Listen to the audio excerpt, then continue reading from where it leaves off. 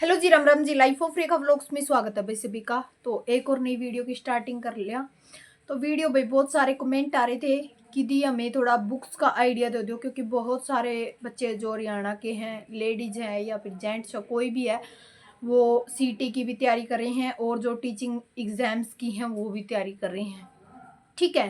वैसे तो मैंने आपके साथ में पहले भी बहुत सारी वीडियो शेयर कर की हैं, मतलब बुक्स वगैरह की। एक आधी मिल जाएगी अपना, क्योंकि बहुत। एक मिनट रुको भाई।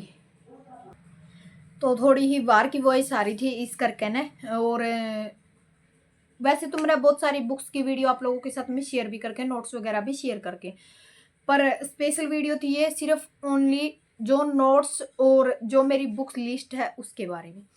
ठीक है। बाकी आपको बता दूं, मैं ज़्यादा बुक मैंने परचेज नहीं करके, क्योंकि मैंने निशा मैम का बैच लिया था तो उसमें मैंने बहुत सारे नोट अपने बना रखे हैं, नोट्स। ठीक है। जो भी बुक मैंने ले रखी है या फिर जो भी बुक मैंने परचेज करके है, वो चीज़ें मैं आप लोगों के साथ में थोड़ी थोड़ी शेयर कर दूं, ताकि किसी ना किसी का भला हो जाए या फिर किसी ना किसी को इस चीज़ से थोड़ा बेनिफिट मिल जाए, ताकि उसको थोड़ा आइडिया हो जाए कि हमें कहाँ से क्या कुछ करना है। ठीक है।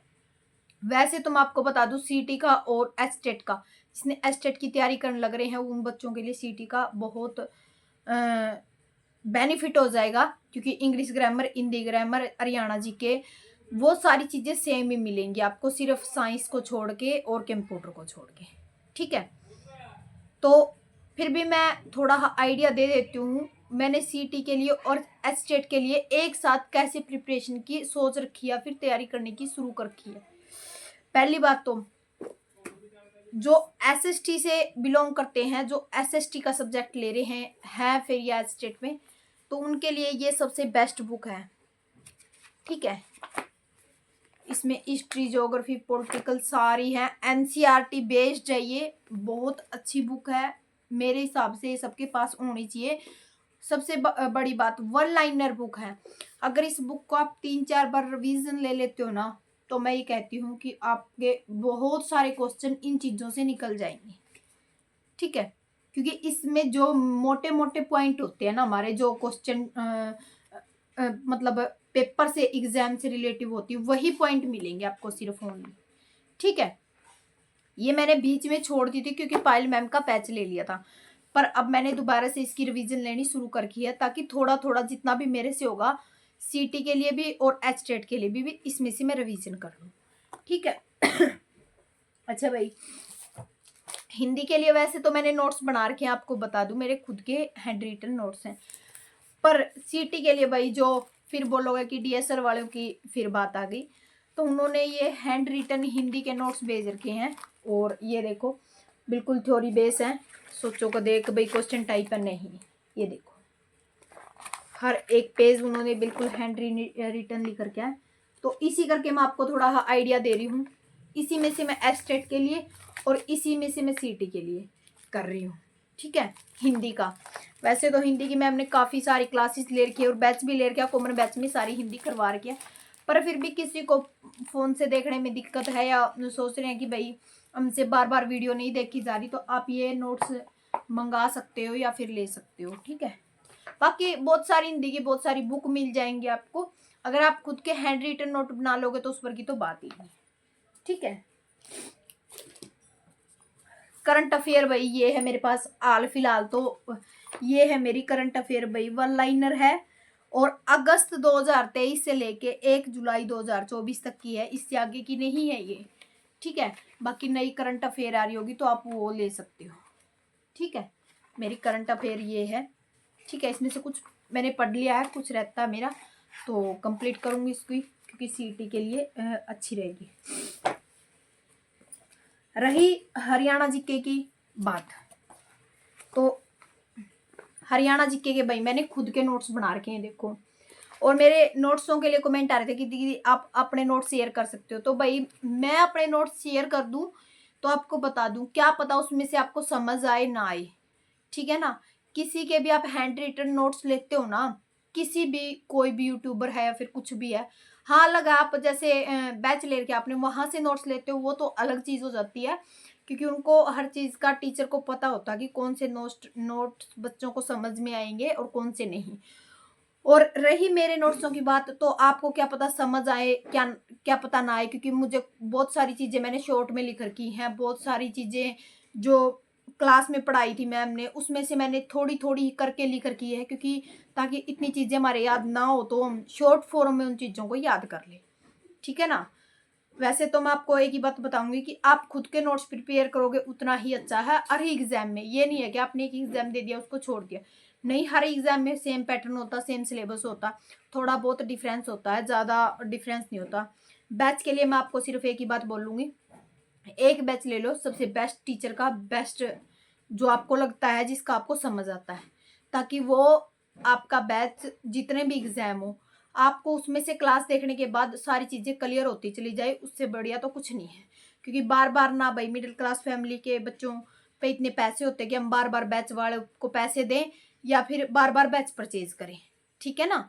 तो मेरे कहने का अर्थ यह कि साथ में नोट्स भी बना लो, आप बार बार उन क्लासों को रिवाइज कर लो ताकि आपकी पक्की हो जाए, ठीक है। तो ये मेरे हरियाणा जीके के नोट्स हैं भाई, ये देखो, ये मैंने सारे नोट्स रिवीजन कर लिए हैं, ये देखो। तो मैं ये आपको दिखाने का मोटिव मेरा यही है कि कितने मैंने खुद के नोट्स बना रखे हैं और कितने मैंने बुक्स वगैरह ले रखी है, ठीक है। तो अब आती हूँ भाई मैं साइकोलॉजी पे और हिंदी पे, ठीक है। ये देखो साइकोलॉजी के भी मैंने नोट्स बना रखे हैं, आपको दिखा दूँ, एक मिनट। ये बुद्धि वाला चैप्टर है, वैसे तो उल्टा दिख रहा है, ये चाइल्ड डेवलपमेंट है, ठीक है। इसी में मैंने हिंदी बना रखे 2 पार्टों में ये डिवाइड करके, क्योंकि बहुत मोटा रजिस्टर था ये, तो इसमें मैंने 2 पार्टों में डिवाइड कर लिया था। ये देखो हिंदी के भी हैं, समास है, रस है। तो ये सारे मैंने नोट्स बना रखे हैं अपने, ताकि मुझे खुद की हैंड रिटन्स के नोट्स टाइम जरूर लगता है और फिर ये आगे दिक्कत ना आए, इसलिए मैंने ये खुद के बना रखी है, ठीक है।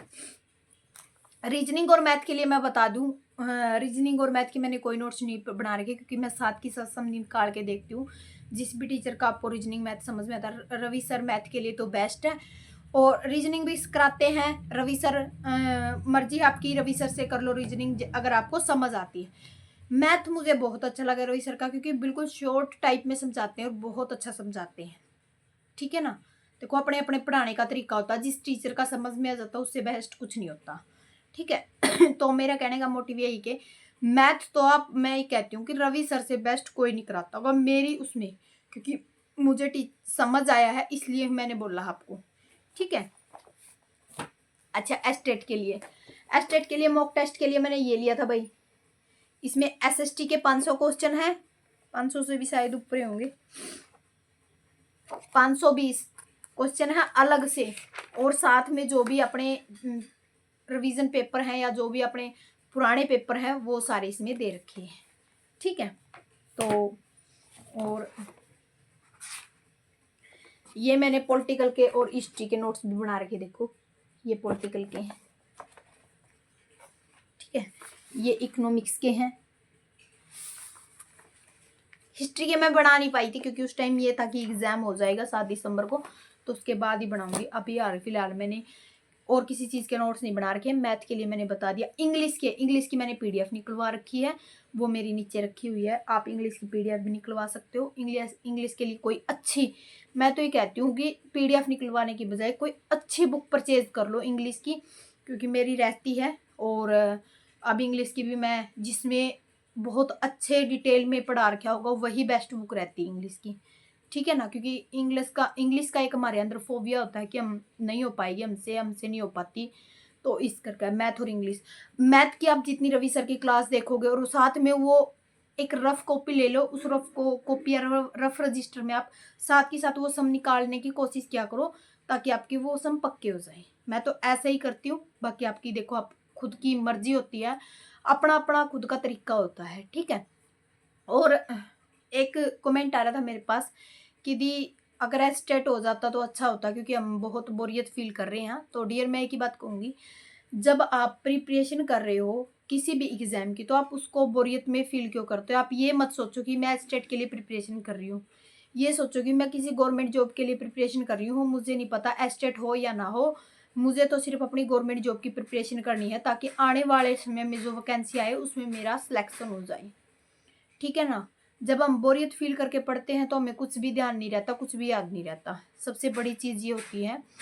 पर मैं एक ही चीज़ बोलूँगी, कभी भी आप एक एग्ज़ाम को टारगेट मान के ना चलो कि भई मेरा एस्टेट है तो एस्टेट के बेस पे ही मैं स्टडी कर रही हूँ। ठीक है ना? क्योंकि आने वाले समय में सीटी भी होगा, सी ग्रुप भी होगा, डी ग्रुप भी होगा, बहुत सारे एग्ज़ाम होंगे जो हमारे छोटे लेवल के, कहने के लिए छोटे लेवल के पेपर हैं, पर हरियाणा में बहुत कुछ इन पेपरों से बच्चों का फ़ायदा भी होता है और बहुत मुश्किल से भी निकलते हैं। जो बच्चे पूरे मन से और पूरी शिद्दत से तैयारी करते हैं, उन्हीं बच्चों के ये पेपर निकलते हैं। ठीक है ना? तो मैं यही चीज़ बोलूँगी, आप किसी भी चीज़ को आप नॉर्मल ना लें, बोरियत फ़ील ना करें, क्योंकि एस्टेट जब भी करेगा धमाका करेगा और एकदम 5, 7, 10 दिन के अंदर ही पेपर ले लेगा। आप ये चीज़ याद रखना, ठीक है ना? क्योंकि हम अब थोड़ा लो फ़ील कर रहे हैं इन चीज़ों को लेके, नहीं हमसे वो होता नहीं, हो गया क्या पता कब होगा एग्ज़ाम, ये सारी चीज़ें हम अब कर रहे हैं। पर जब एग्ज़ाम होगा तो हम हड़बड़ी में बहुत सारी चीज़ें हमारे दिमाग से निकल जाएँगी, बहुत सारी चीज़ें हमारे दिमाग में रहेंगी नहीं, क्योंकि तब हम हड़बड़ा जाएँगे। वो सारी चीज़ें फिर हमारी ख़त्म के तौर पे हो जाती हैं। इसलिए मैं ये कहती हूँ कि थोड़ा-थोड़ा, चाहे आप थोड़ा कर लो पर करते रहो साथ के साथ, ताकि आपका रिवीज़न साथ के साथ रहे। ठीक है?